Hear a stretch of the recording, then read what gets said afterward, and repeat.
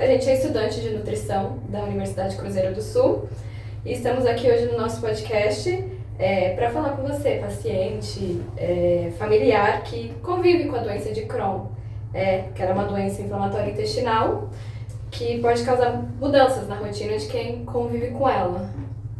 O podcast faz parte da disciplina de fisiopatologia ministrada pelo mestre Dr. Igor Duarte e o objetivo é motivar o diálogo sobre a doença, quebrar o tabu sobre sintomas, superar a vergonha, além de mostrar os aspectos que podem garantir uma boa qualidade de vida para pessoas que têm essa síndrome.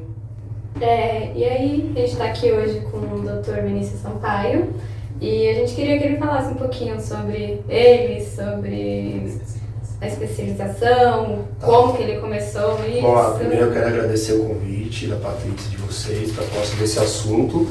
É um assunto que está em alta hoje, que a gente estava conversando aqui em off. Saúde intestinal, a ligação que o intestino tem com outras doenças. Pouco se falava antigamente de saúde intestinal e doença. O intestino, para vocês só terem uma ideia rápida, que é um órgão que tem 9 metros de tamanho. Então, existem mais de 500 bilhões de terminações nervosas no intestino. No intestino é produzido 90% da serotonina do nosso corpo, 50% da dopamina também e mais de 400 mil quantidade de melatonina. Então, o intestino ele produz mais melatonina, 400 mil não, mais de 400 vezes melatonina que o nosso cérebro. A gente sabe que o cérebro que produz a melatonina, mas o intestino ele produz até 400 vezes mais melatonina que o cérebro. Então, assim, cada vez mais a gente está estudando intestino e a gente vê daí que as outras doenças têm como base a parte intestinal. E aí hoje a gente vai falar de doença de Crohn. Deixa eu me apresentar, que eu esqueci de apresentar, né? Sou o Dr. Vinícius Sampaio, tenho pós-graduação em Medicina Integrativa Funcional pela Associação Brasileira de Medicina Integrativa. Estou pós-graduando também em Medicina do Esporte e atuo na parte de nutrologia. A doença de Crohn é uma doença inflamatória intestinal, que ela tem origem autoimune também. Ela pode acometer desde boca até o ânus, mas ela acomete principalmente a parte do ilho, em 50% a parte do ilho. Como ela acomete desde boca a ânus, ela tem um número gigante de sintomas que o paciente pode apresentar, e esses sintomas também é de acordo com uma subclassificação, que é a subclassificação de fenótipo. Então existe a parte inflamatória, a parte de formação de fístula e a parte de formação de estenose. Essas três fases, elas podem acontecer tudo ao mesmo tempo. E de acordo com essas fases, a gente vai ter os sintomas e também o tipo de tratamento que a gente vai dar para o paciente. Os principais sintomas que a gente tem, no geral, do paciente, é dor abdominal, náuseas, vômitos. Alguns pacientes vão apresentar calafrio também, uma febre baixa. E também existem alguns sintomas dos pacientes que são extraintestinais, principalmente dor articular. Essas manifestações extraintestinais, normalmente, elas estão relacionadas com hipovitaminose. Por ser uma doença intestinal, a gente começa a ter uma perca da absorção de algumas vitaminas importantes, principalmente vitamina B12, vitamina D e o ferro. Então, a pessoa que tem essa síndrome, ela pode desenvolver uma anemia megaloblástica, queda de cabelo? Exatamente. Vou linkar a pergunta que ela fez sobre os exames e o que você está falando. Um exame laboratorial, ele vai apresentar uma anemia, né? E hipovitaminose, que eu estava falando, de vitamina B12, vitamina D e do ferro. E aí a gente pensa assim, os sinais e sintomas de acordo com cada hipovitaminose. Então a B12, o cara vai aparecer indisposto, cansado, com a memória prejudicada. É muito comum hoje a gente pegar nível de B12 baixa. O paciente chega para você reclamar de memória, uma das principais coisas que você tem que estar pensando é sempre na hipovitaminose de B12. Vou chamar a atenção, falou de referência laboratorial, tá? De referência laboratorial a gente pega nos exames ali, por exemplo, a B12, 200 a 900, né? A gente tem uma distância gigante do mínimo para o máximo. Então hoje a gente quer sempre ali o paciente no mínimo de 500 para cima. 400, hipovitaminose faz reposição. Então pode aparecer no exame de sangue hipovitaminose de B12, ferro, uma vitamina D baixa, uma alteração de hemograma, perfil de inflamação também, tá? PCR alterado principalmente, que mostra o perfil inflamatório do paciente. Pensando em hipovitaminose, basicamente essas vitaminas que eu citei aí. E os sintomas de acordo com cada vitamina, que eu estava falando, anemia, memória baixa, vitamina D, osteoporose, fratura com mais frequência, cansaço, ferro, principalmente na mulher, unha quebradiça, cabelo, queda de cabelo. E assim, quais são os exames que geralmente se pede para confirmar o diagnóstico? Boa pergunta. Tá, deixa eu só voltar na parte dos exames. O exame padrão ouro, né, para o diagnóstico, a colonoscopia. Então o paciente ele vai fazer uma colonoscopia com uma biópsia. Nessa biópsia eles vão fazer uma análise anatomopatológica, tá? Normalmente ele vai ver ali inflamação, uma coisa que difere bastante, que são doenças inflamatórias intestinais, tanto a doença de Crohn quanto a retocolite, elas são bem parecidas nos sinais e sintomas.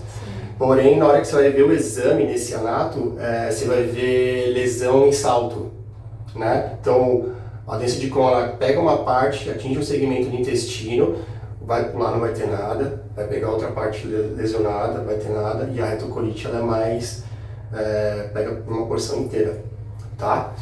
E aí a colonoscopia, a parte da questão do exame de sangue, e aí você fecha também com sinais e sintomas, né? Diagnóstico clínico. Tendo um diagnóstico em mãos, como que a gente pode começar a tratar a doença? Tá, o tratamento do paciente com Crohn ele é bem complexo, porque primeiro que se trata de uma doença autoimune, né? É uma doença que, como a gente estava conversando, do intestino, então ela abrange a parte do corpo inteiro. É um paciente que ele vai chegar extremamente ansioso, né? Debilitado, na maioria das vezes com sintomas depressivos. Então, a primeira parte, assim, acho que a mais importante do tratamento do paciente com Crohn é o acolhimento, né? O acolhimento desse paciente, parar para ouvir ele direitinho, entender os sinais e sintomas dele. Ter um tratamento multidisciplinar é importantíssimo também, ter integração, a parte médica, a parte de nutrição e um suporte psicológico para esse paciente, porque é um paciente depressivo, cansado, disposto, ansioso. E aí a gente começa a pensar que hoje, assim, existem inúmeros medicamentos para o tratamento da doença de Crohn, só que são tratamentos para não ter, para tratar a parte mais aguda, para não ter remissão, né? Não existe cura, existe controle.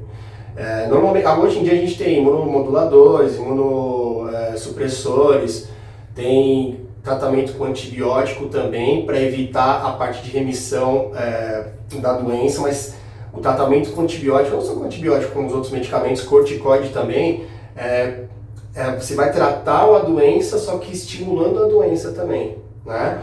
Porque são medicamentos que você tem que usar por um longo tempo e são medicamentos que trazem muitos efeitos colaterais para o paciente, tá?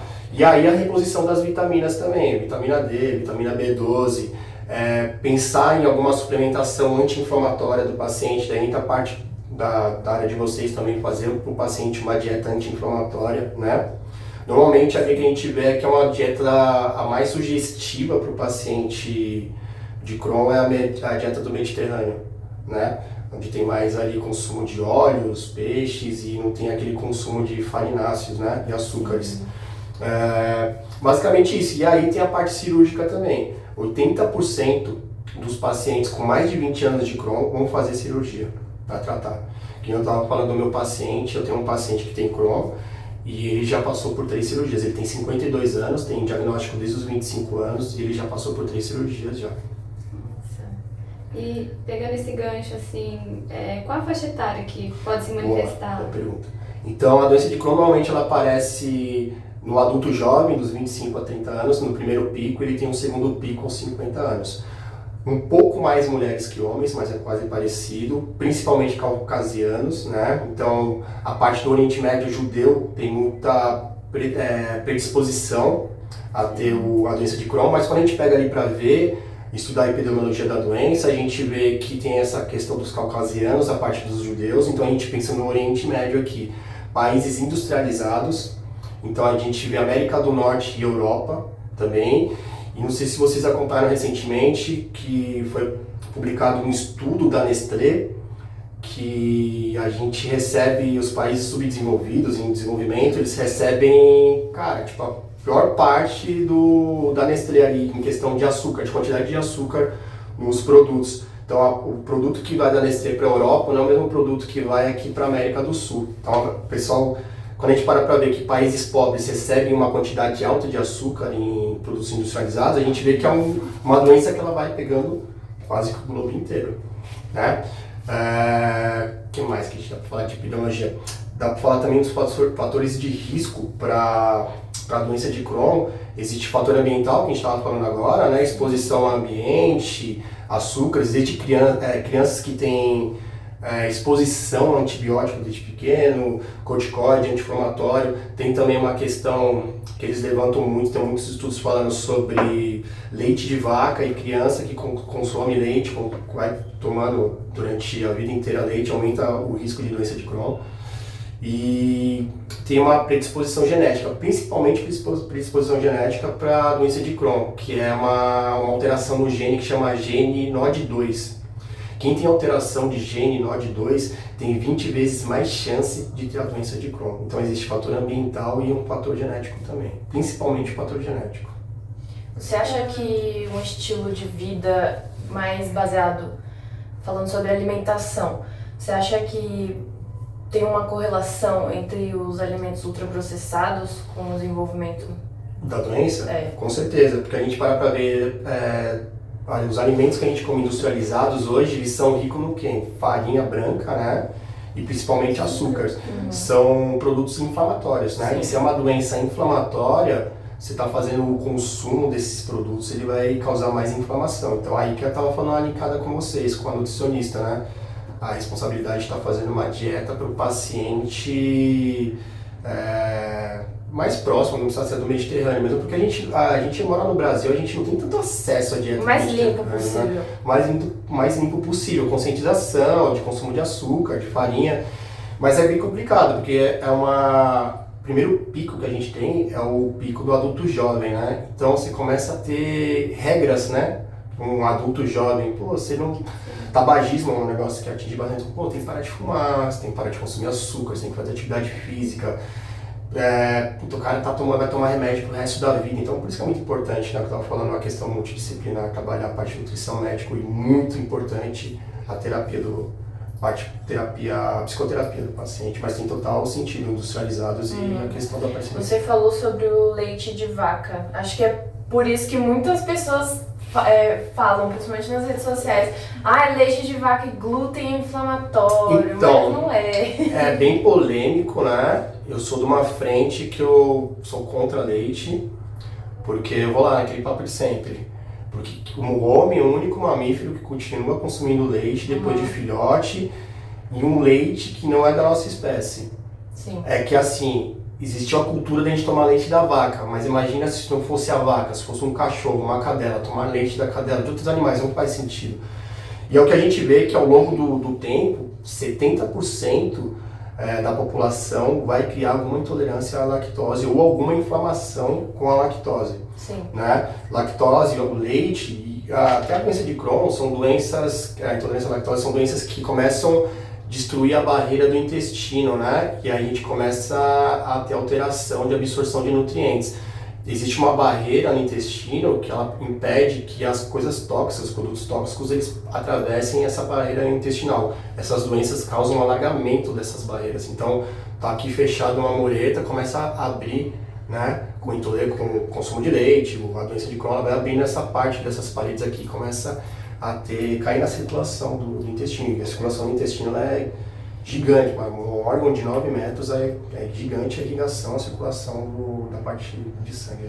Tá, a gente tem uma matéria também, a gente está tendo uma matéria de nutrição materna infantil, e uma parte muito importante que a gente está estudando é sobre os primeiros 1000 dias, né, da criança, que tem que ser o aleitamento materno exclusivo até os 6 meses e ter a introdução alimentar correta.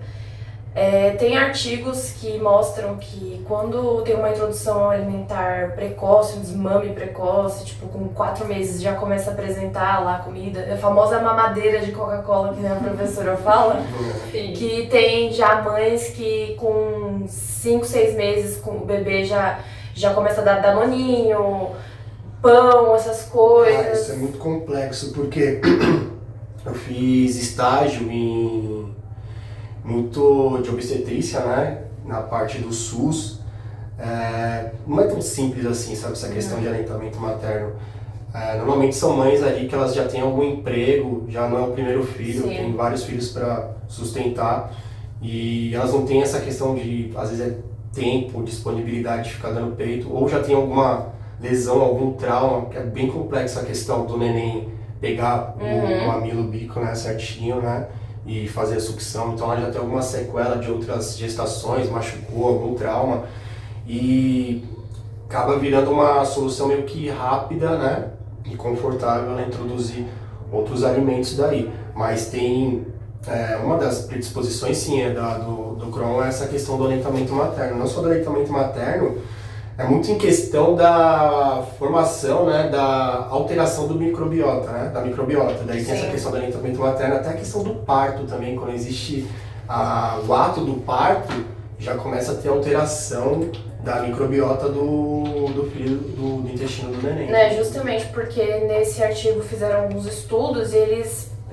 perceberam uma prevalência, por exemplo, as crianças que tiveram desmame precoce, uma introdução alimentar incorreta, eles tiveram mais predisposição a desenvolver obesidade e algumas doenças metabólicas. E aí, justamente por mudar a microbiota muito cedo, muito de repente, acho que deve ter alguma correlação. Tem relação, sim. E aí a gente chama de disbiose, né? Quando tem essa alteração da microbiota. Pensa que a gente é composto, né, por 30 trilhões de células e 35 trilhões de bactérias. A gente tem mais bactérias no nosso corpo do que células. Então, um estudo mostrando a quantidade de bactérias que a gente tem, principalmente no intestino, e elas são minúsculas, dá pra ver a olho nu, né? Dá pra encher uma garrafa de 2 litros de Coca-Cola cheio de bactérias até o talo. A gente é pura bactéria. Meu Deus. Surreal. Deixa eu dar uma linkada aqui para falar sobre tratamento, não é fazer a parte medicamentosa, né, e da reposição das vitaminas. Existem alguns suplementos também, que eu estava falando da questão inflamatória. A gente tem que pensar numa suplementação anti-inflamatória e uma suplementação pensando em saúde mitocondrial também. Pensa que as mitocôndrias, elas são responsáveis pela nossa energia celular. O intestino gigante daquele jeito, elas existem, então existem um número muito grande de mitocôndrias, a gente tem que fazer essas mitocôndrias estarem trabalhando, né? E existem algumas suplementações que têm boas evidências científicas para o tratamento do Crohn, principalmente pensando em doença inflamatória no geral, mas como o Crohn é uma doença inflamatória, a gente pode fazer o uso de curcumina, né? É um antioxidante muito bom para tratamento, para o controle do Crohn. Ômega 3, que é uma gordura anti-inflamatória. A gente também tem a berberina, né? Tem boas evidências científicas. A berberina é um coringa ali que a gente consegue fazer tratamento e controle de diabetes, de colesterol alterado. Tem muito paciente que eu prefiro fazer quando ele chega um pouco com a carga glicada acima. Eu faço uso de berberina em vez de metformina e tenho ótimos resultados com a berberina. E ela tem também boas evidências na parte da saúde intestinal, no controle da microbiota. Glutamina, né? A famosa e antiga glutamina. Glutamina, principalmente pensando na saúde dos enterócitos, né? Que são as células do nosso intestino. Basicamente essas aí que eu comentei. E as reposições que a gente tinha falado antes, vitamina D, B12, deixar um nível alto de B12 e um nível alto de vitamina D. Tá? Vitamina D, valor de referência, 20 a 100, cara, bater o olho 30, vitamina D está baixa. Pensar ali sempre na metade para cima, principalmente quando a gente está falando de doença autoimune. Vitamina D ela tem muitas evidências científicas falando de tratamento e controle de doença autoimune num valor mais alto e mais próximo do 100 daí. Então, o principal fonte de ômega 3 que a gente tem são os peixes selvagens, né? Então, principalmente peixe, azeite, algumas castanhas em menos quantidade, mas a gente tem mais em peixe ômega 3. Só que no Brasil a gente não consome peixe de boa qualidade. O peixe que tem ômega 3, ele vai no fundo do oceano, na água gelada, come a alga, na digestão dessa alga de oceano gelado, tem a formação do ômega 3. Os peixes que a gente consome no Brasil são peixes de cativeiro. Além de não ter ômega 3, eles estão lotados de metais pesados. Mercúrio, alumínio.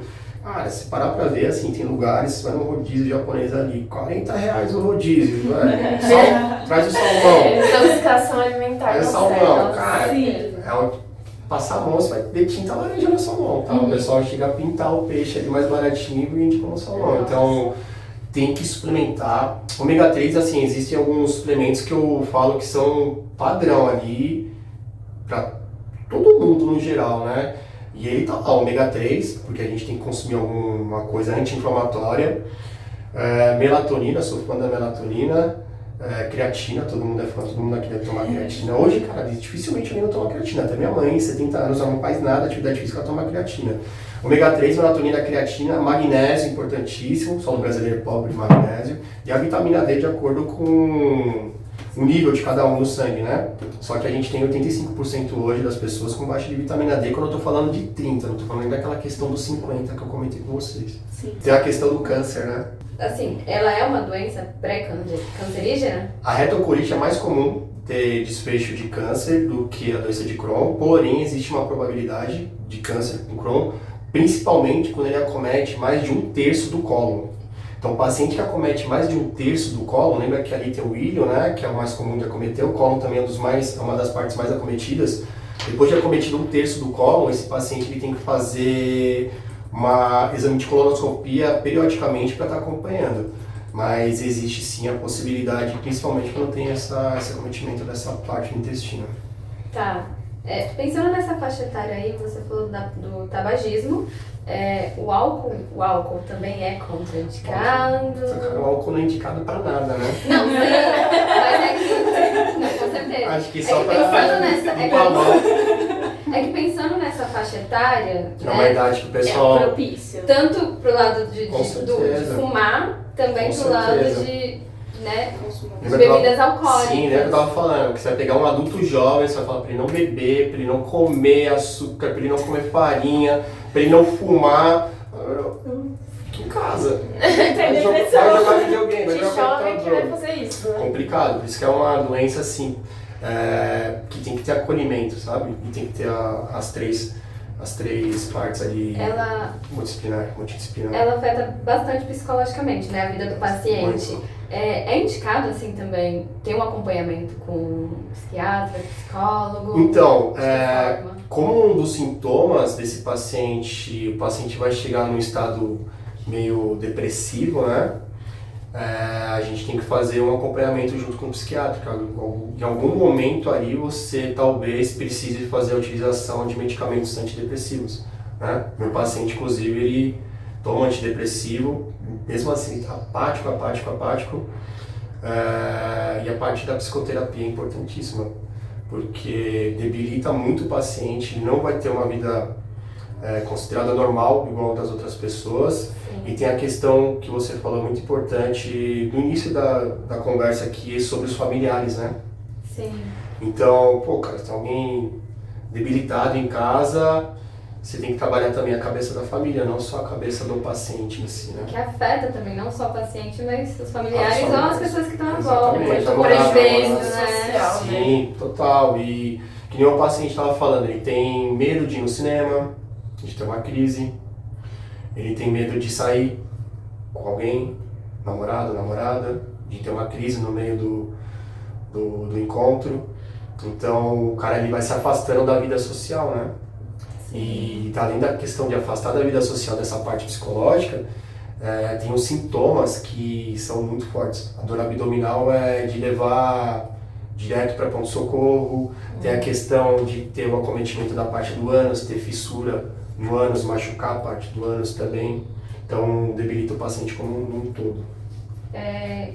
Puxando esse gancho, assim, o paciente pode se ausentar assim, do trabalho pelo INSS? Eu não sei certinho como é que funciona essa lei, se tem, né, da questão do Crohn com o INSS.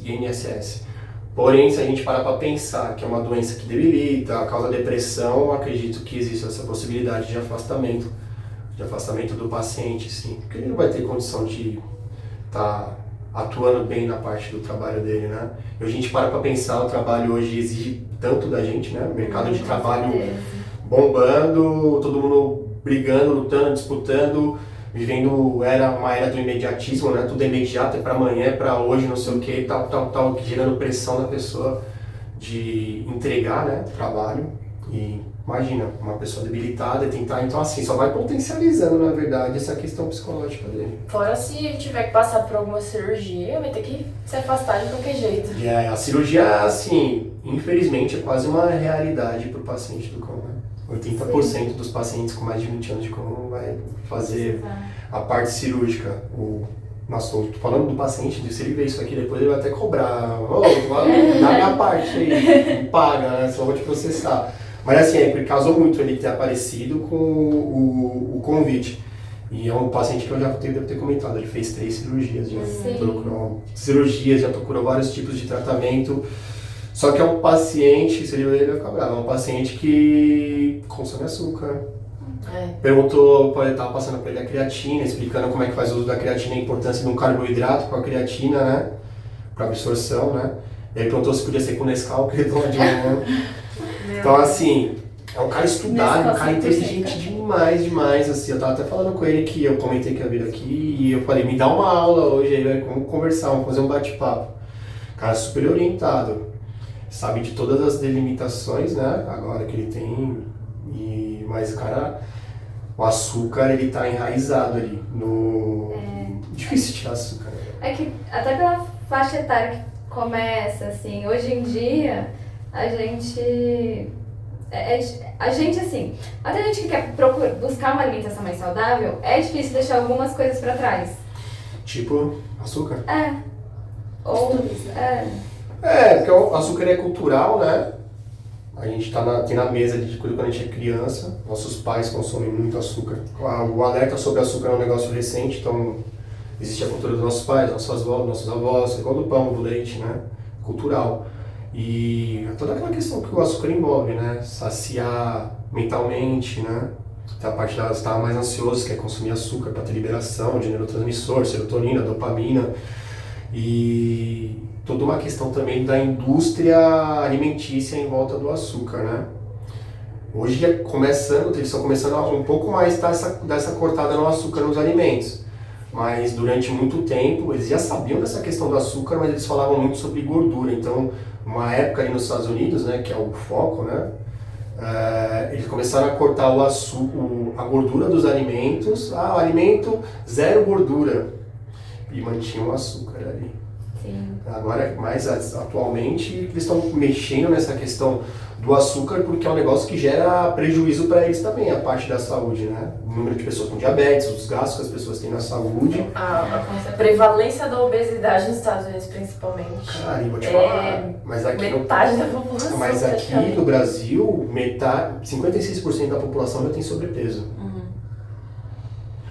E deslanchou com a pandemia, né? Sim. Porque o pessoal ficou sem fazer atividade física, o pessoal ficou também. estressado, ansioso, recorreu a não só açúcar, né? O álcool, a gente estava brincando no negócio do álcool, você vai procurar, não existe dose segura para o consumo de álcool, não existe uma dose do álcool que se fala é seguro. Então assim, para mim o álcool é o principal produto, substância legalizada que existe em mercado, na rua, pior que o açúcar, na minha opinião. Desde a parte calórica, que o açúcar ele tem o dobro de caloria, o álcool tem o dobro de caloria do açúcar. O álcool está em casa também desde pequeno, o álcool tem na esquina e todos os outros prejuízos que o álcool traz, da parte psicoativa, que são psicoativo, né? E eu acho que é o principal produto vendido, legalizado, que traz mais malefícios para as pessoas, mais que o açúcar, na minha opinião. Bom, então estamos chegando ao fim aqui, né, do nosso bate-papo. A gente queria agradecer ao Dr. Vinícius. Foi um prazer. Marcar mais vezes aí de bater um assunto, vocês precisando, é só chamar que eu estou à disposição. Não, com certeza. Antes de finalizar, assim, quer deixar uma mensagem, um conselho para os pacientes, para quem está assistindo? Mais a questão que eu comentei, né, ter esse acolhimento que é muito importante para o paciente, porque o paciente vai chegar ansioso, aquela questão que a gente conversou já, e a importância, que eu bato muito nessa tecla, inclusive a gente estava conversando em off, hoje está existindo um pouco de rixa nas áreas da saúde, né? As pessoas os próprios médicos, a classe médica briga entre si, e agora o pessoal briga com a parte de nutrição, pro mercado e tal, e que é muito importante essa integração médico-nutrição e a parte de psicoterapia. Quando a gente faz essa união, a gente melhora muito a qualidade de atendimento e de tratamento para o paciente. Que ótimo, então. Fechou? Fechou. É isso.